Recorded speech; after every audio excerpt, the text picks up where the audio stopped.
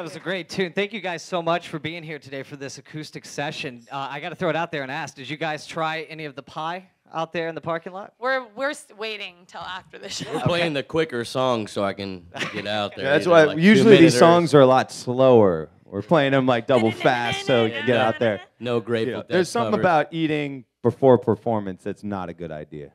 Yeah, see that. especially if you're singing. But we are very appreciative of the pie truck that's sitting right in the parking lot outside. Thank you, Hunter Briley. It is Where Music is he? City Pie. My He's right guy. here at the corner. I can't wait. Thanks, So Hunter. everybody out here, if you haven't tried the pies yet, definitely do that. Yeah. Would anybody like to ask Nico Vega a question? Yes, go for it. Oh, I'll try to make this question good.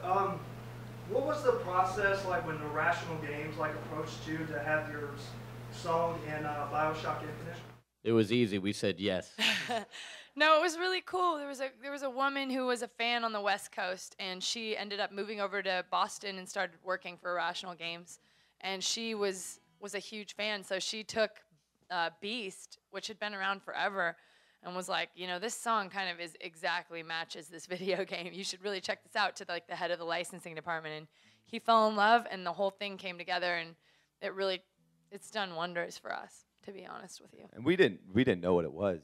We said yes without having any idea, A, how cool it was, and B, how important it was to people, which is, I think, what makes it unique for a license, because it's not like, it's not like a license for Dr. Pepper, where people are like, oh, I like Dr. Pepper. I mean, it was something for, it's for this thing that is like, people, it's like, They are really love it. dear. It really means a lot to people. Some And people waited 5 years for that video game to come Yeah. out. So everybody watched the trailer that was a huge fan. It's it blew up on the internet, and it just made a huge impact. So if anybody asks you now if you play that game, do you say, hell yes, I do? You know what? We've watched people a few times begin it. None of us are gamers, so it's like We're just not capable. Whenever they been make really when they intriguing. make the Bioshock Solitaire edition, I think I'll get into it. But The iPhone edition. but It's it fun. is a We really just- cool game. We've watched people play it. We've had people he likes it, so we've watched him play it too a bit. We're we actually have a machine or a what's it called, Xbox. One of them crazy machines. Yeah, Oh, one of those crazy machines machines. on the bus. Rewind the automatically. video game console. And with a DVD, a video game. DVD. We got a Nintendo. Anybody else have a question for Nico Vega? Come on. Somebody's got to have something. Come on. What kind of hair product do I use? That's a good question. The hair Humidity. product I use is it's called Humidity. It's new and it's from nature. So watch out, the man's gonna get a hold of it and try to bottle They it up. market it with Shirley Temples on the cover. Yeah. So, all right, let's talk about the Here's song. a question right here. Oh, go for it. Who came up with the video concept for We Are the Art? The man. He directed it and came up with that whole concept. You like it? Oh, Yeah. that's cool. I mean, I wanted to Thank do you. I wanted to do something really simple, and it was she was about to have a baby, and Literally, I was 9 months. and I think I was so mad at him. yeah. He's like, you have to stand there all day. Yeah, and I think I wanted to do something really simple, and in a way, I feel like it was definitely representative of what I was experiencing as a result of her. It's like when you're in a partnership, which a band is, and somebody is doing something that's incredibly personal to them. It affects you. It affects the band, and so I think in a way, it was kind of my. It was a release for me. It was kind of a way of for me to deal with it, and at the same time, I took what was going on with her, and felt like it told her story as well as an artist, and her kind of the struggle to live your life while still being an artist. And I know people have kind of this conception of what it's supposed to be, and so it was about breaking the mold to that Word. somewhat. Any other Glad questions? you like it. Yes, go ahead. How did y'all manage to balance, your normal lives along with your naysayers when you were first starting out? Wait a minute. What's Oh, you mean people that were criticizing? Oh. Are you a singer yourself or a musician?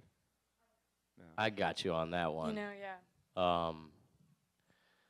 Yeah.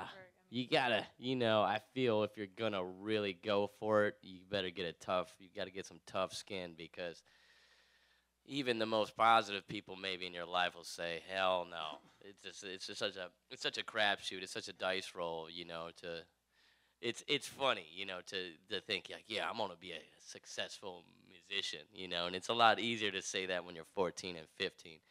But if you're gonna stick with it, and if you stick with it long enough, yeah, you will have that. You can have that option, but it ain't an easy road, and a lot of people will tell you that you can't. But who gives a shit? It's your life, you know what I mean? It's like, do it, and because you don't want to have regrets, Yeah. I could go on this for a long time, but I think I'm getting off the subject, so I'm gonna stop here. Very good advice. No regrets. Any other questions from the audience? All right, let's talk back about that song Beast. You guys had a big resurgence thanks to Bioshock Infinite. So what was that like to have that song that you guys wrote, you played, and then all of a sudden, bam, you had to wait for that thing to really pop and be popular. What was that like? Oh gosh, I mean, I think it's still on the rise, and we're just really grateful that it's getting its day, because I think that song's always been really important to us, and it's kind of been like the core message of the band is like, embodied in that song. It's sort of what it's about. Just love your neighbor and stand tall for what you believe in, and try not to fall asleep at the wheel, and pay attention to what's happening in your country, and just support your fellow working man, your fellow working neighbor, and understand that it's like everybody's working hard, and everybody's gets hit when the economy falls, and it's discouraging for everybody. But as long as we pay attention and keep working towards something better, I think that so that's what the song is about, and I think that having that message out there for us is important, because I think as a band, as you go along, people kind of push you and prod you in this direction to make something more commercial, more relatable, more this, more that, and you get discouraged because your natural voice gets buried. And that's who we've always been, is we care so deeply about certain things, and we're really passionate people. And I think to have Beast be the song that's at radio for us is a really cool, big deal. That's great. Will you guys play it for us? Yeah.